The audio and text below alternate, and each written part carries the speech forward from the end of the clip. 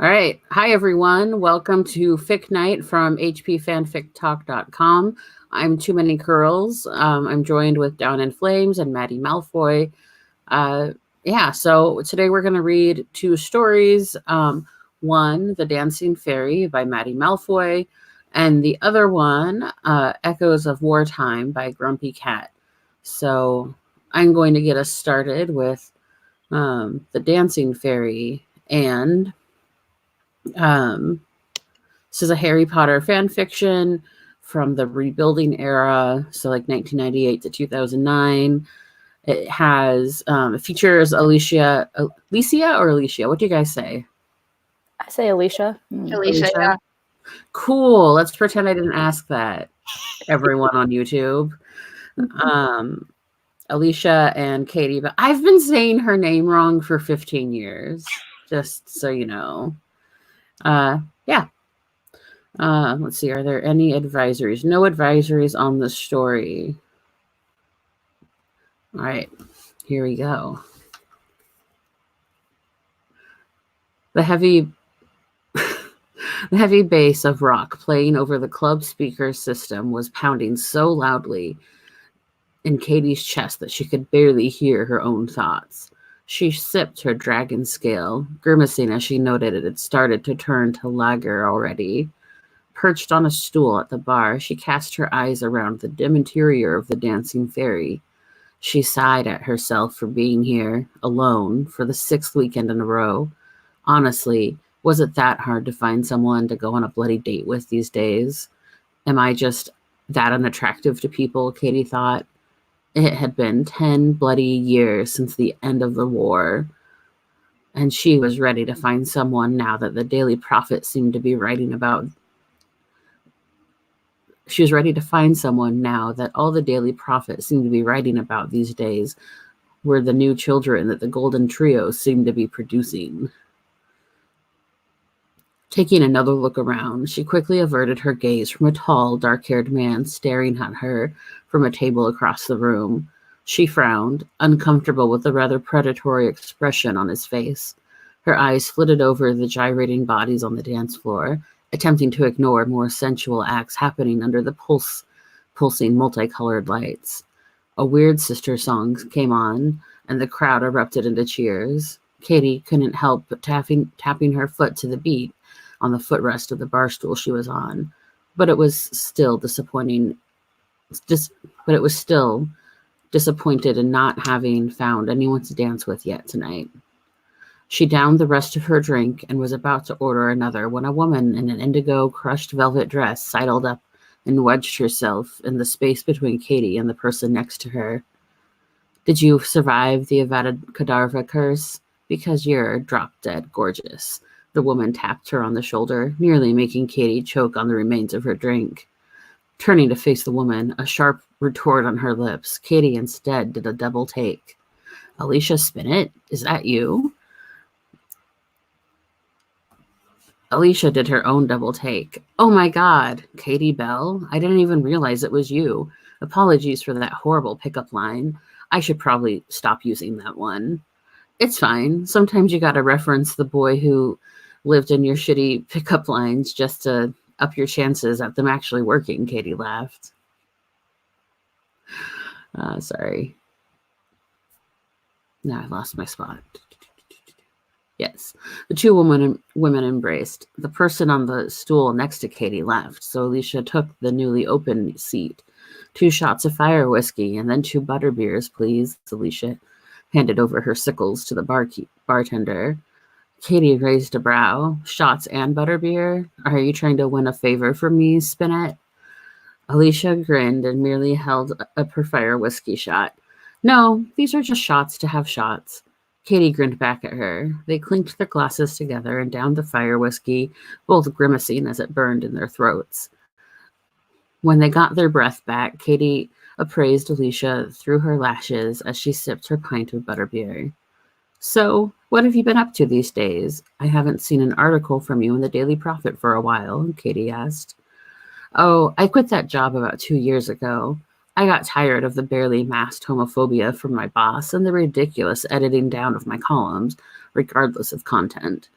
I did some freelance work for a good part of the last year, and now I'm working at Witch Broomstick and trying to expand their content to appeal to a wider audience, Alicia answered. It's honestly the most rewarding journalism I've done in 8 years, and I enjoy the challenge of trying to find the content my editor is looking for.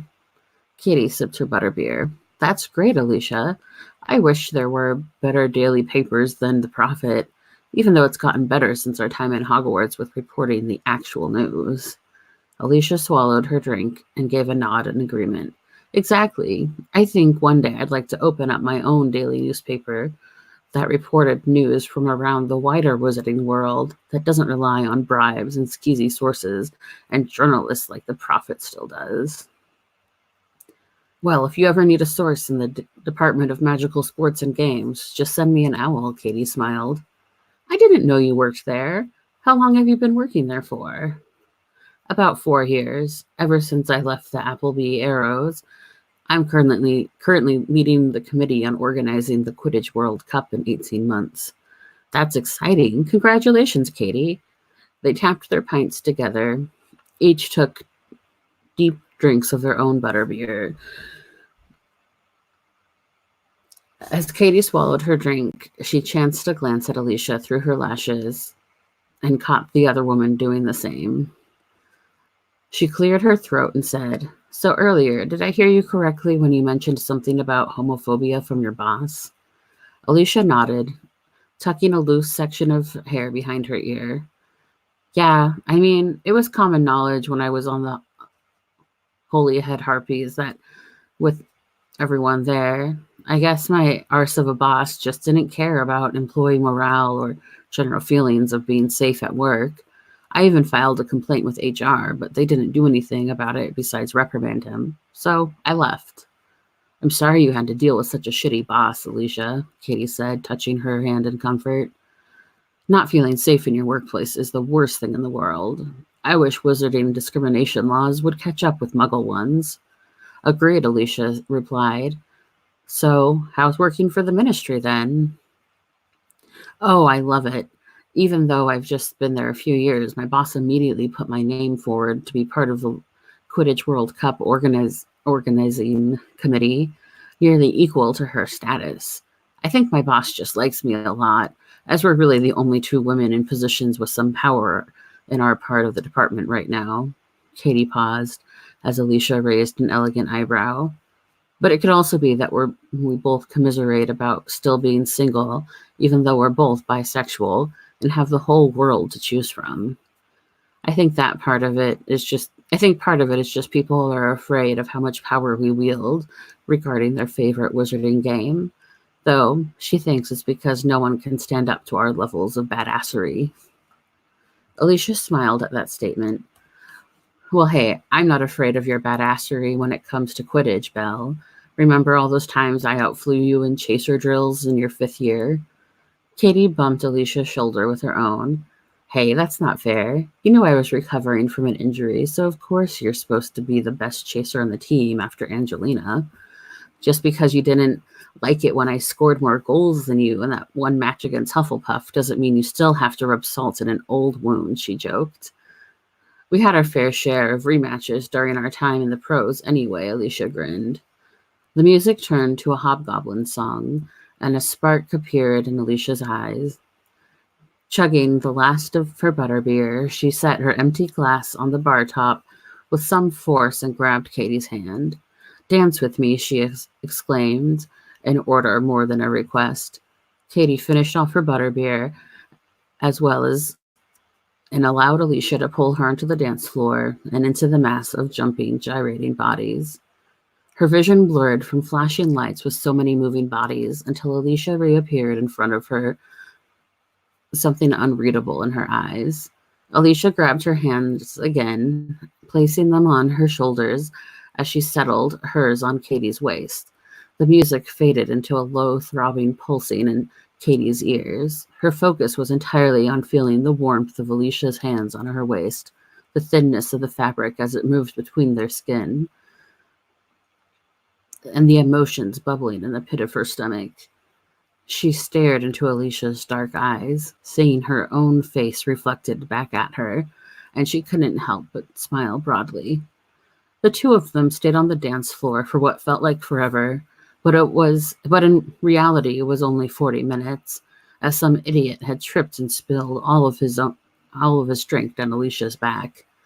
Bugger, this was a really expensive dress too, Alicia complained as Katie grabbed some napkins from the bar and began dabbing furiously at the dress, trying to soak up as much of the alcohol as she could. Do you want me to use Turgio? Katie asked, throwing the sopping wet napkins into a nearby rubbish bin. Yeah, all right, I suppose you'll have to. Let's go to the bathroom, though, so we don't get a nasty look from the bartender for using magic in the club.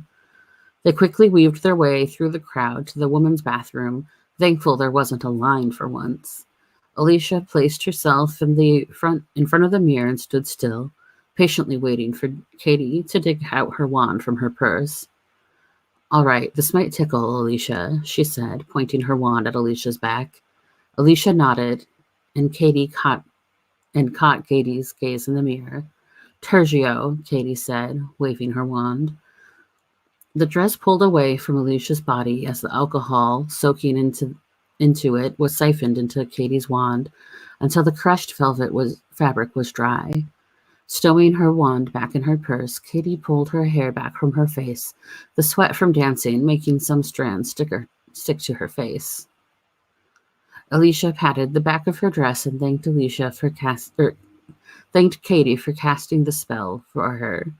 As a witch entered the bathroom, the noise greeted them as the classic "Do the Hippogriff" from the Weird Sisters started playing.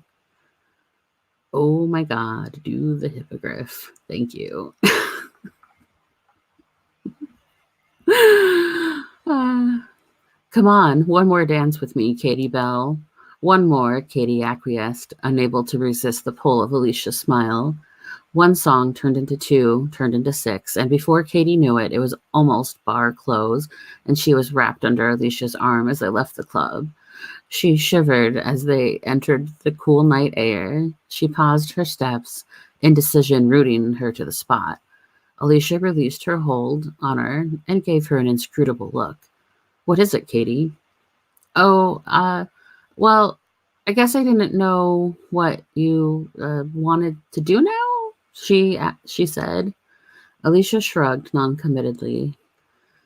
Well, we could go to this 24-hour cafe I love, or we could go back to my place, or your place, or we could go home separately. Katie frowned. Or I can first ask you if my shitty pickup line actually worked, and then ask if you'd like to come home with me. Katie's heart thumped in her chest, and a blush covered her cheeks. I'd say yes to both of those things. Alicia smiled and grabbed Katie's hand, squeezing it tightly. Merlin's beard. Did it really?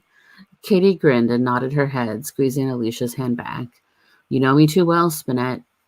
And even after not seeing each other regularly for a few years. Well, I'm going to ignore that and pretend like my pickup line is the single thing that sold you, Alicia laughed.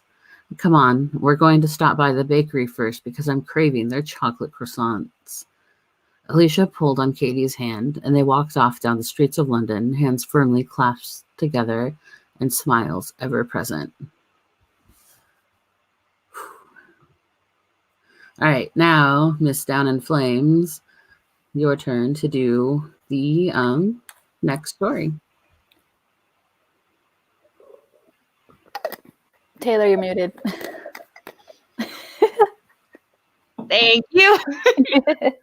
All right. So we're going to go ahead and read Echoes of Wartime, and then we'll go over. Maddie is here to answer questions live, and then Grumpy Cat, the author of this story that I'm about to read, has pre-sent in answers to her questions, so we can read those as well. So anyways, this is also a rebuilding era story, and it is centered around Astoria Greengrass. A candle flickers, and suddenly the shadows are moving. My eyes follow them, the monstrous shapes growing larger, looming over me, the darkness sucking out all the light from the candle and the faint moonlight streaming through my window. Sitting on the floor of my bedroom, I am paralyzed with fear, hand wrapping tightly around my wand, knuckles white and straining. Heart beating fast, thumping loudly against my ribs, the thump, thump, thump, growing more and more erratic, my breathing shallow, and I can't get enough air. My mind sees only the black of the monsters, the crimson of blood, dripping, smearing, and suddenly my hands are bloody and I scream. My scream dies when all of the shadows merge into one, wrapping around me, my whole body freezing, the window frosted over, and my shallow breaths misting in front of my eyes. I can't look away. I can't close my eyes, and I stare into the deep abyss of the monster. My mind as frozen as my body. Dead, scarred, bloated bodies float in front of me, missing limbs, cauterized wounds, and I smell the burning flesh. Bile and bottomless terror coil inside me as familiar images play themselves over and over again like a broken record, as broken as my mind. Icy blue eyes, once full of life, stare at me, the dead, blank eyes of my best friend, Rona. They stare, piercing through my skin. They stare at my guilty soul. I don't know what's happening, but Rona rises from the dead and points a finger at me, full of accusation. I can't take it, and I throw up, but nothing comes out, and I dry heave. My face is wet, full of salty tears, and the monster drains me of everything but the terrible bloodshed haunting me. I manage to blink, and somehow I remember the familiar spell. My hand is still gripping the wand tightly. I can't get up, but I pointed at the demon, the Dementor, trying to conjure something happy. But as I try, only more bloody images come crashing through me, in a vicious cycle, horrible torture, werewolves tearing off arms and legs and hands, brains spattered around me as I lie in the mud between dead classmates, and it's too much, too fucking much, and I let out another scream. Expecto Patronum. My hands are trembling and nothing comes out of my wand. The monster coming closer and closer, and soon I don't see anything but the blackness of the abyss. I hear my wand clattering to the floor and I curl up, trying to shield myself, but it's futile, and I'm scratching at the monster and it hurts, my skin burning, tearing.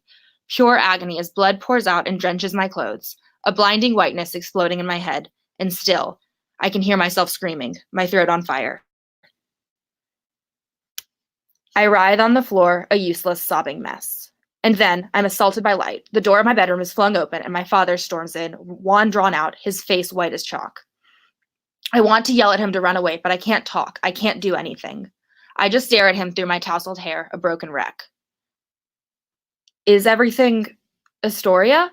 He says, but his voice is somehow distorted when he crouches down next to me. I flinch away from him, my back to the wall. Blood spatters appear on his white shirt when I flail and look down. My arms are bloody, and for a moment I don't realize that the blood is mine. I have torn my skin, deep cuts all over. One of my veins is slowly being drained of blood, an artery just missed. As my eyes flit across the room, I catch sight of a broken glass next to my wand. A shard is still lodged in my left arm, and my nails are dripping with blood. I look up at my father. His eyes are full of love and compassion that I do not deserve. There was a Dementor, I utter, my voice breaking, and I cough, throat sore. The air smells sweet and rusty, overpowering my senses.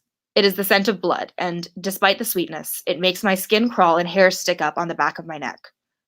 He shakes his head, stowing away his wand, and he moves closer, arms out to hug me, but I don't let him.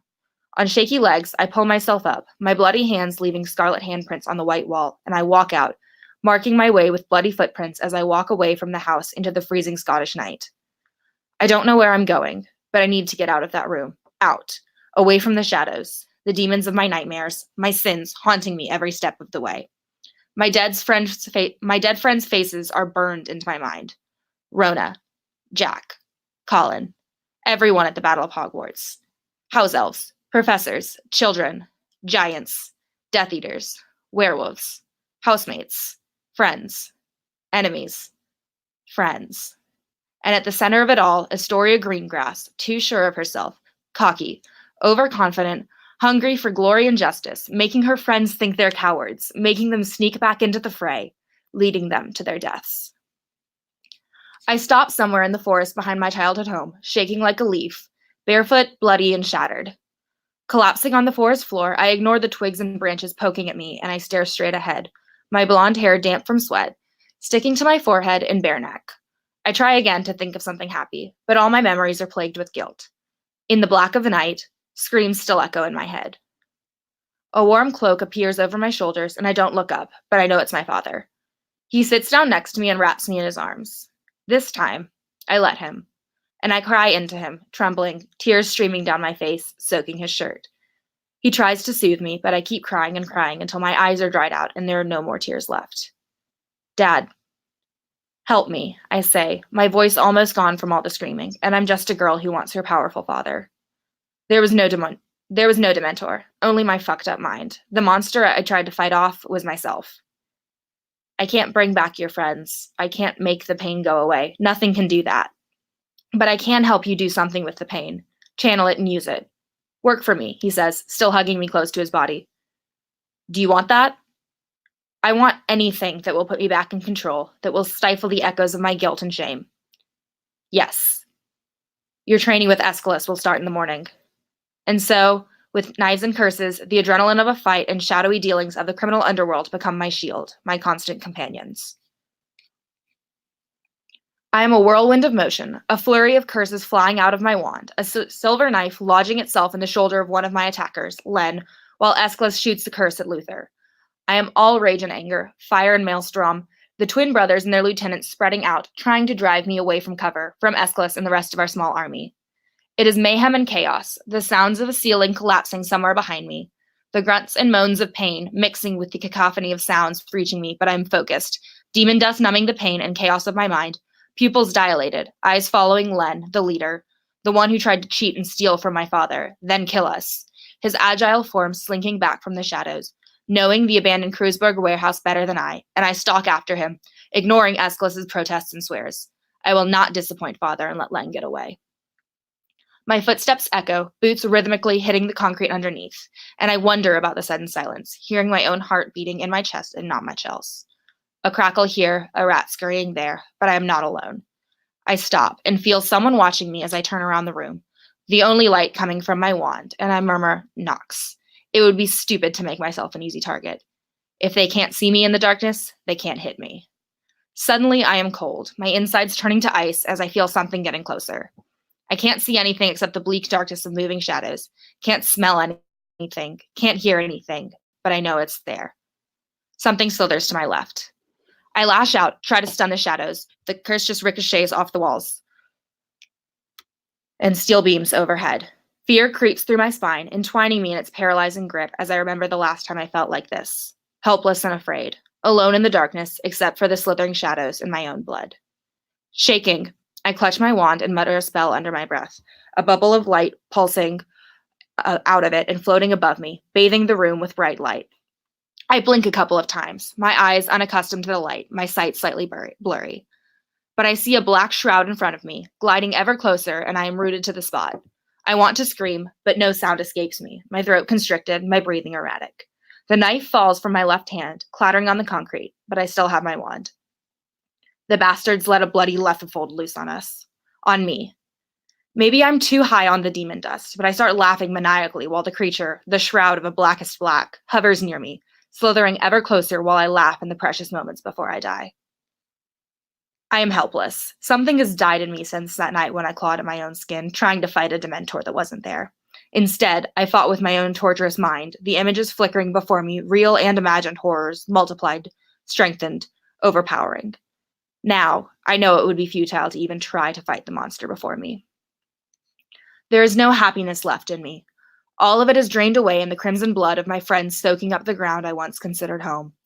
All that is left, all that I am, is rage and euphoria of a fight.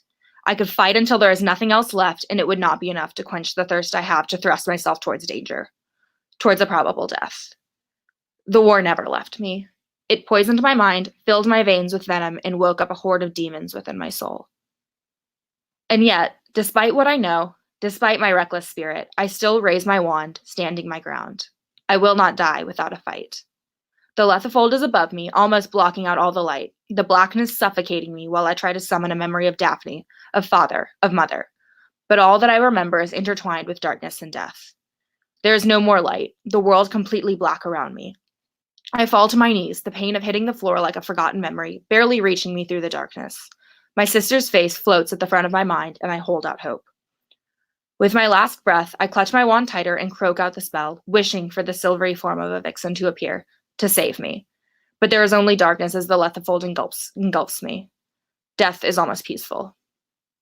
A flash of light, and suddenly I can breathe again. My sight is murky, but I make out the outline of a silver chimera running before me, the lethifold drawing back, the light from my light bubble shining down on me, and a pair of strong arms holding me together while I break apart. Aeschylus's raspy voice is the last thing I hear before I pass out. After, I'm sitting in the back of a dingy pub somewhere in Berlin, away from Kreuzberg and that damn warehouse, nursing my third shot and second beer. Aeschylus strolls in, somehow finding me despite my best efforts to avoid being seen and followed. His one eye observes me as he sits down at the table and leans back. "You plan on drinking yourself to death?" he says in a clear voice, much clearer than my head. I just shrug and down the shot, wiping my face with my torn sleeve. I look like I died and came back, hair matted and bloody, clothes torn in places, but the other patrons ignore me. I guess they know my kind here. Aeschylus eyes the small vial filled with red powder that my fingers are playing with, somehow still dexterous despite my state. He shakes his head. "Demon dust? I should have known. Stop fucking up your fucking life, Astoria. You've only got the one." There is loud banging somewhere near me, but my head hurts too much to be able to open my eyes, let alone to try to figure out where the banging is coming from. But each bang echoes in my head, multiplying, getting louder, feeling as if someone is stabbing at my brain with about 1 billion daggers. I crack open an eye with some difficulty, all caked over with dark makeup, eyelashes sticking together and obscuring my view. I blink a couple of times to clear it up, and when I finally manage to see my surroundings, I realize I'm lying on the floor of my flat, encircled by empty bottles and numerous vials, one of them still clutched in my hand. My bones hurt as I try to flip myself to lie on my back, and I groan in pain. There is something sticking out of my cheek, and when I sluggishly reach a hand to touch it, I feel broken glass, sticky with blood. The banging doesn't stop, but now it's joined by yelling. I recognize my sister's voice, and I wish I could just disappear. I don't want to deal with her. But she is nothing if not persistent, and I know she will just keep banging until I lose my mind. I cough and clear my throat, feeling scratchy and hoarse. "It's not locked," I yell out, but it comes out as a half-croaked. But Daphne hears me and storms in, opening the door wide and hitting my leg in the process. I'm too close to the fucking door. "Fuck," I groan again and close my eyes. Daphne stops in her tracks, and even if I don't see her, I can feel her eyes going wide at the state of me. Her perfume wafts to me and I gag, but thankfully nothing comes out. Yet. "What the fuck happened to you? Did someone attack you? Do I need to get Dad?" Daphne yells, and I wince at the volume.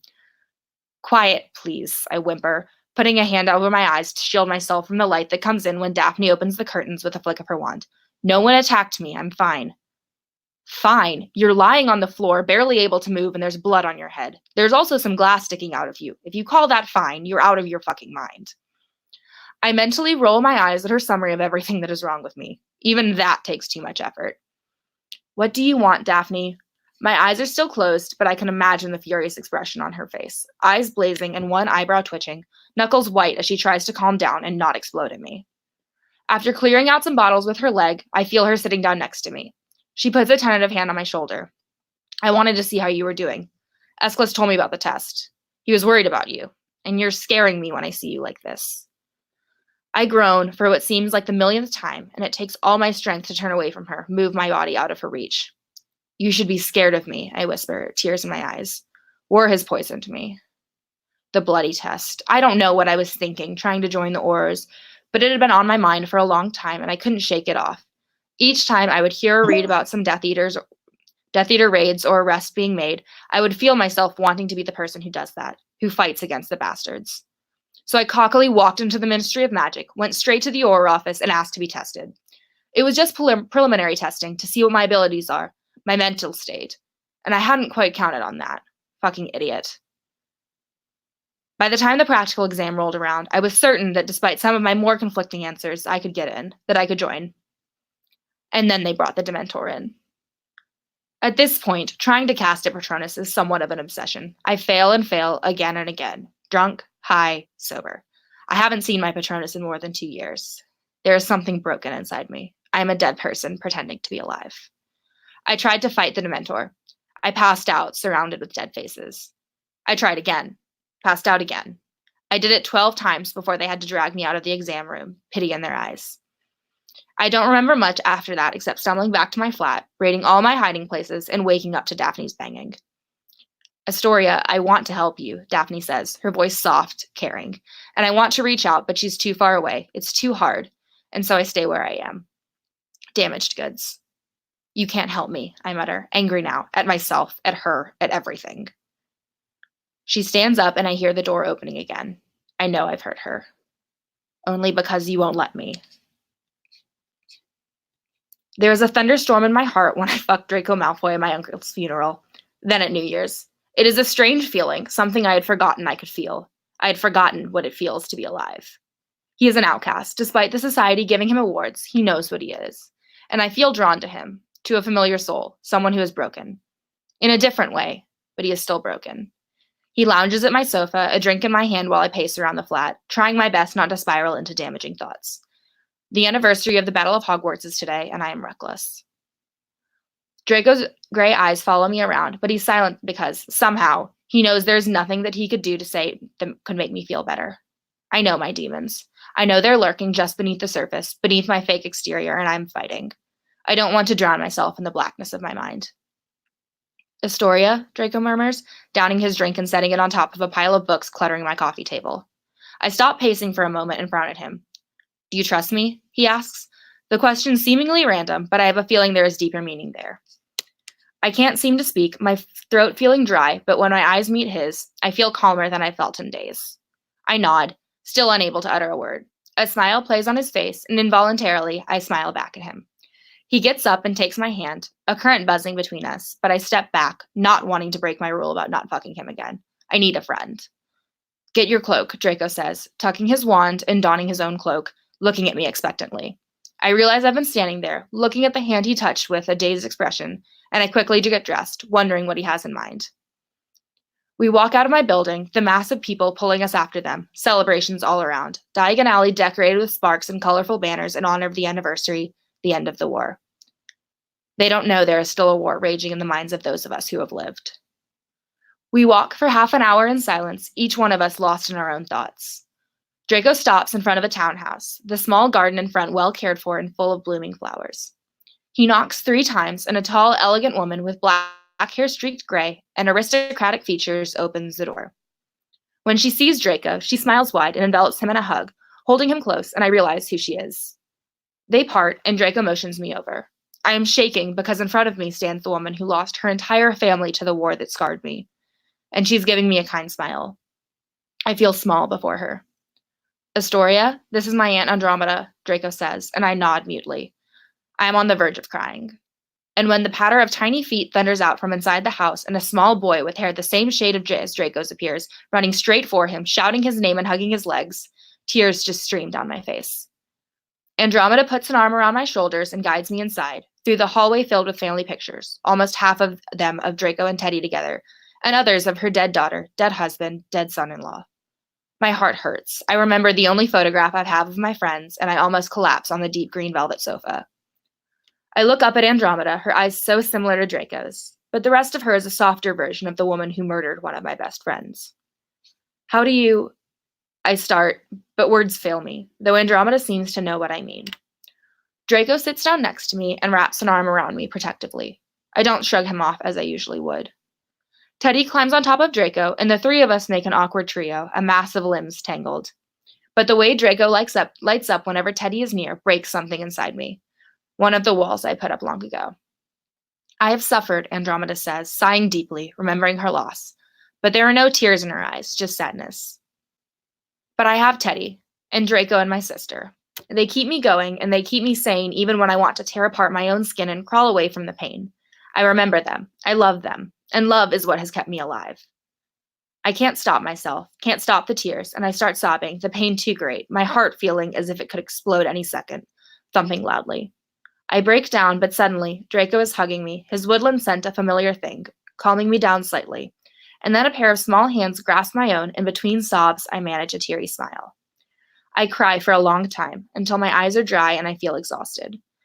But on the fluffy gray carpet, Draco is playing with Teddy while Andromeda prepares us lunch, and I can't stop smiling. His eyes meet my own, and my smile just grows. I feel a strong yearning for my own family, for this to be my everyday, instead of my empty flat, my bottles and vials, and my fighting. I want my father's cooking, not just his strong presence. I want my mother's hugs. I want my sister more than anything. Strong, stable Daphne, who loves me even when I hate her. We walk back to my flat, Draco taking my hand in his own, and I welcome the slight buzz I get. I know today is difficult. I know every day is difficult, but did it help? Aunt Andromeda says you're welcome to stop by anytime you want to talk. Says it helps her to talk about things. Or sit in silence, he says, stopping me before entering my building. He brushes a stray hair away from my face, lightly touching my cheek, and I can't help the smile. Thank you. I try to say something, but words don't seem good enough. So I step closer to Draco and wrap my arms around his neck, hugging him. And before I can get any forbidden ideas, I walk inside, waving at him. My flat is a familiar place for brooding, but for the first time in a long while, I open up a window, let the fresh air in, and smile when I'm alone, when there's no audience to fool. My hand instinctively wraps around my wand. I feel confident now, believing I could do this. I could be better. At least today. And when I close my eyes, I remember Draco and the way I feel about him, remember Daphne and my family, remember little Teddy, and I brace myself. Expecto Patronum, I shout, and crack my eyes open, almost ready to be disappointed. But the sight of a silvery vixen jumping happily in the air around me makes me feel the familiar thunderstorm in my heart. I am a dead person, but I am coming back to life.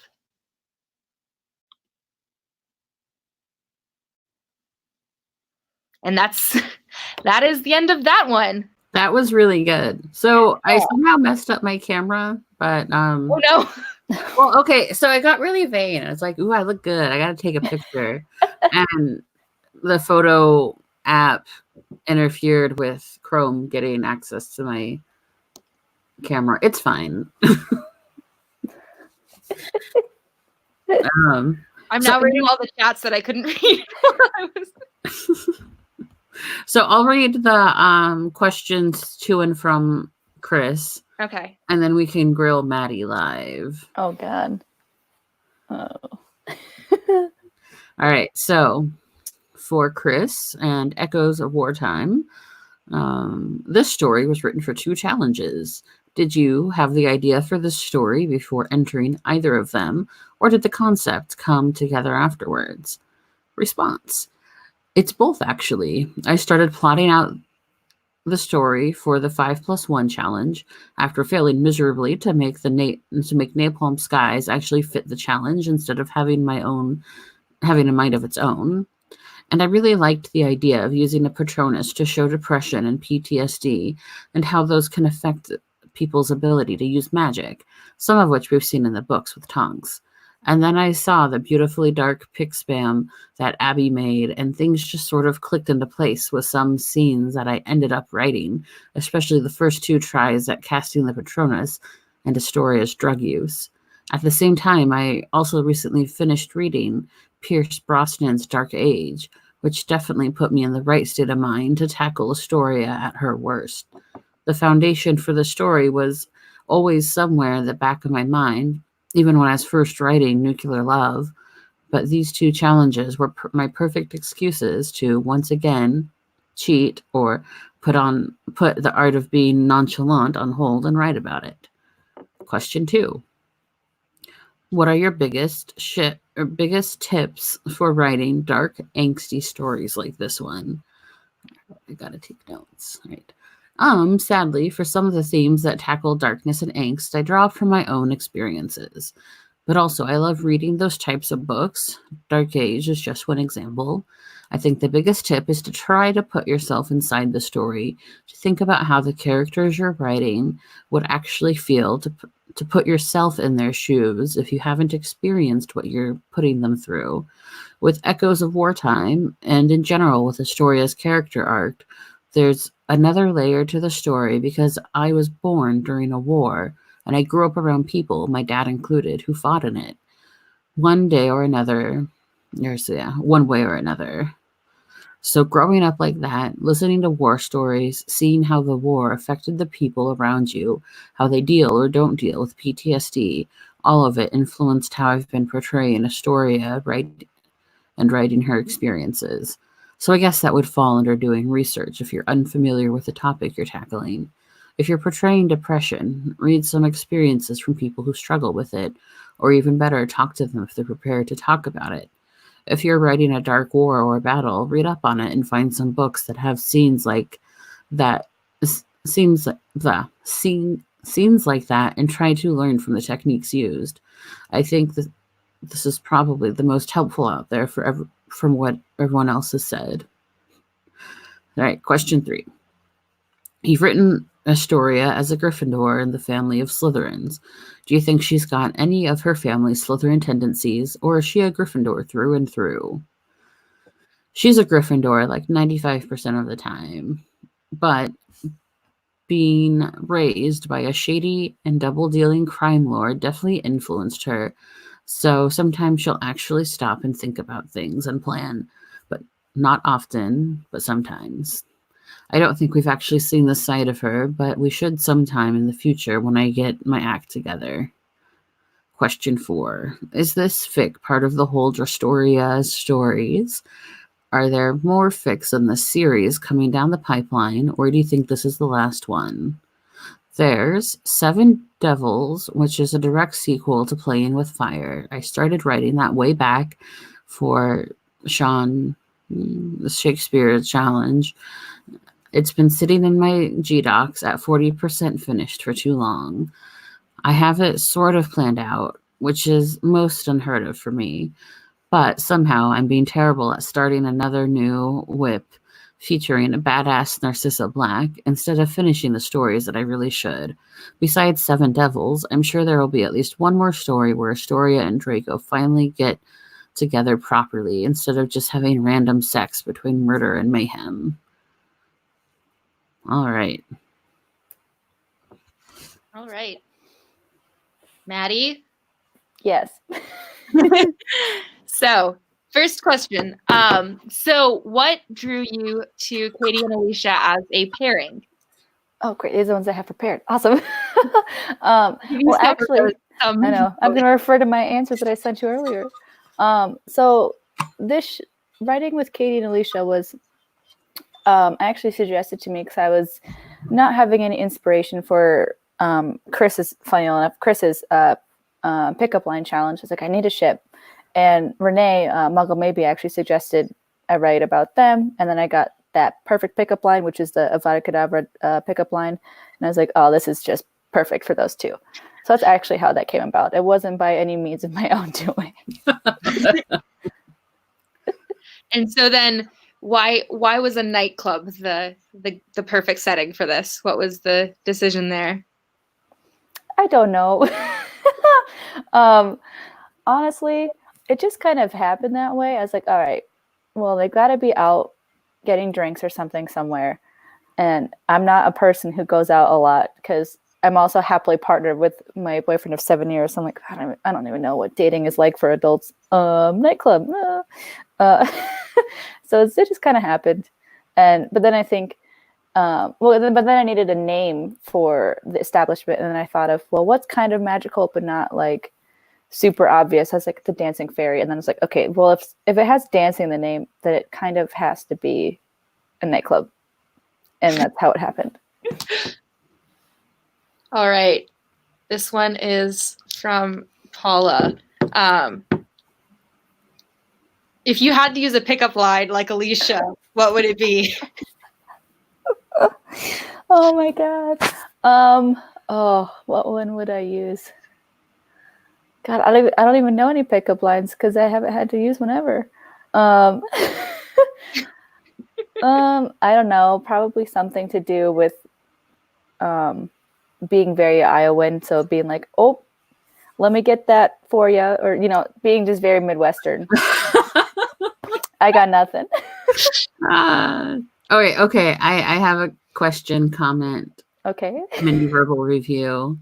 So I read this on my phone first, and so I didn't have a good sense of like how far I was through the story at any given point. And I was really disappointed by the lack of lesbian sex. I'm sorry. I can write a sequel.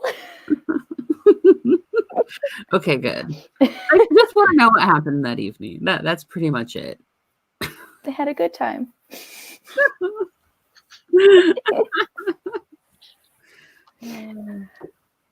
All right. Next one, also from Paula. What would your magical beverage of choice be? See, I'm a lightweight, so I would probably honestly just stick with butterbeer. Like the alcoholic version of it. I'd probably just stick with that. Fair. Oh my God, Kevin's comment. Fic Night after dark. Oh, and I do have a comment on Chris's story. Oh, geez. Hold on.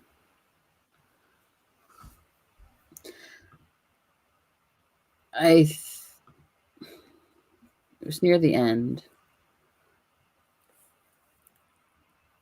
Oh, well, I'll think of it another time.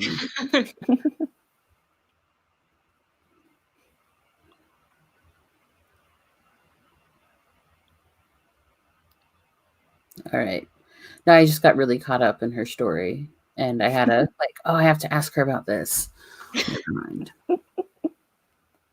Gotta send her that message. I know.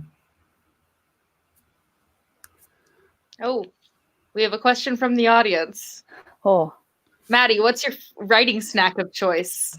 Oh, that's easy. It's popcorn. A nice movie theater butter popcorn. Oh, that's so good. Oh, I can't type after I have buttery popcorn. Love it. I just like the greasy, I already struggle with oily keyboard syndrome. I eat popcorn once a week, so it's very good. Oh, no, I eat popcorn all the time, just not buttery popcorn. No, give me all the butter.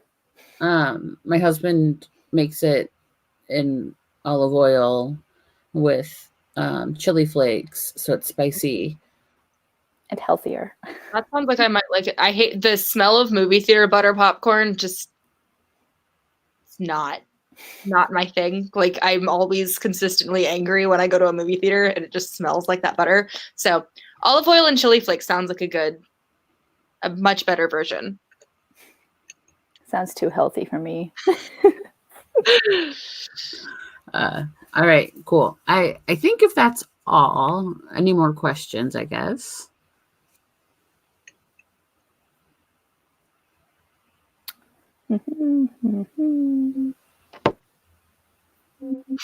No, cool. We have one from Tasha. Oh. Do I listen to music when I write? If so, what genre artist do I prefer? It depends. So sometimes I will have music on. Lately, I've been binging the Waitress Broadway soundtrack for the last 2 months. But otherwise, if I need to get into a mood, then I'll put on instrumental music, or sometimes if I'm needing to get pumped up, then I'll put on Panic at the Disco. But I don't tend to specify what I'm listening to. It's just kind of whatever I'm currently binging. Okay. It's not a very helpful answer.